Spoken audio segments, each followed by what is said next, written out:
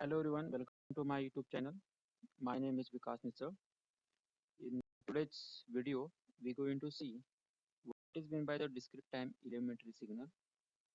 So, in a discrete time elementary signal, the first one signal that we're going to define, that is unit step function.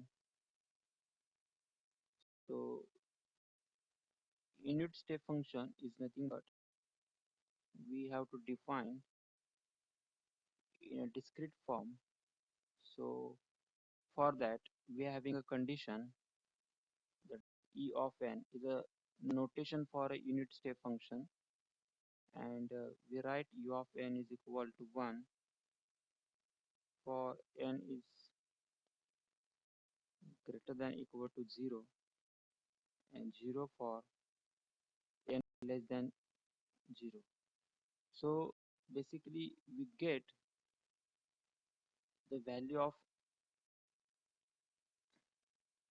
for every time, for every sample, means for 0 having the 1, for in the 1 having a 1, again for 2 having a 1. So for each and every sample we are getting the amplitude 1. This is continuous for up to infinity. Means the amplitude become constant that we are getting for every discrete time.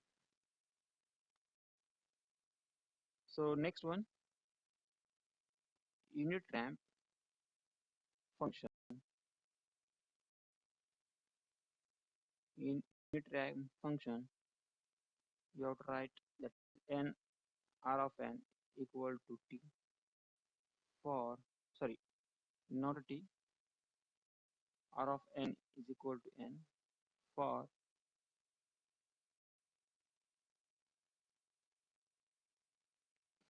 n is equal to greater than equal to 0 and 0 for n less than 0. So how we can write this signal? The same signal we have to write, that is r of n.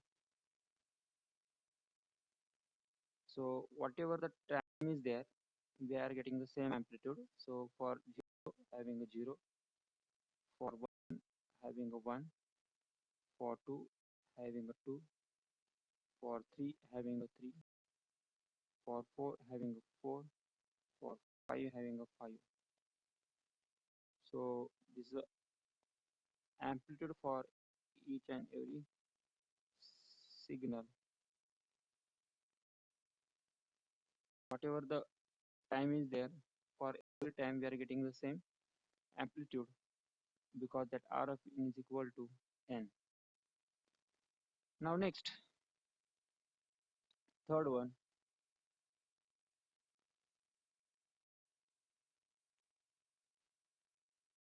growing exponential signal. Again we have to write same x of n e raised to n for n is greater than 0 and 0 for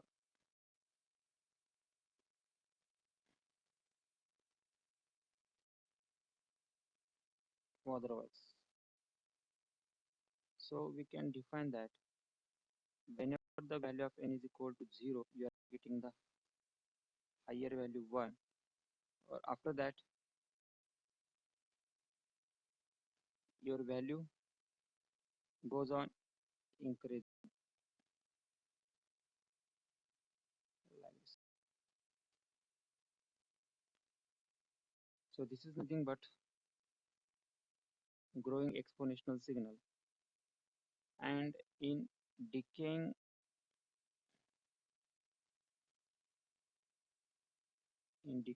exponential signal,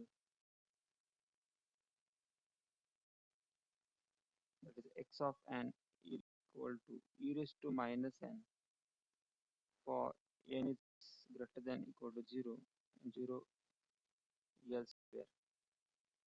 Means you can write for e raised to 0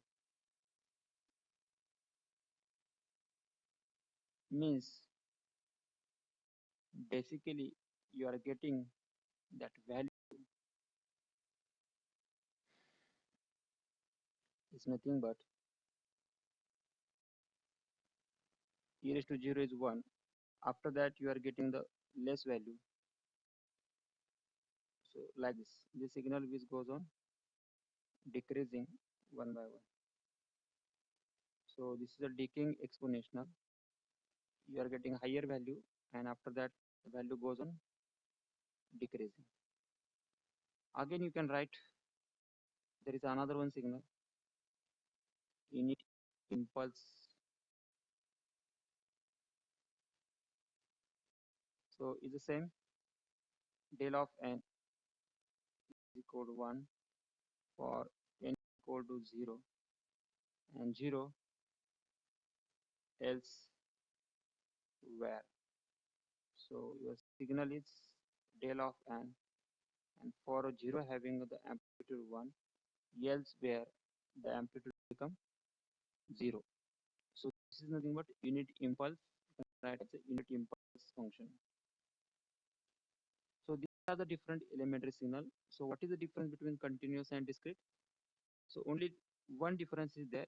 Continuous time signal having a continuous amplitude with respect to time, but in discrete time we are having the we are getting the whatever the amplitude for every discrete time interval. So that is the difference between continuous time signal and discrete time signal, and we have defined whatever the elementary signals. So I hope now you all understand how to differentiate the continuous time elementary signal and discrete time elementary signal with their proper equations, how to draw that signal. So that's it for today's lecture. If you think that these videos are helpful for you, then please subscribe my YouTube channel, share this video, and also you can like my videos. So thank you everyone.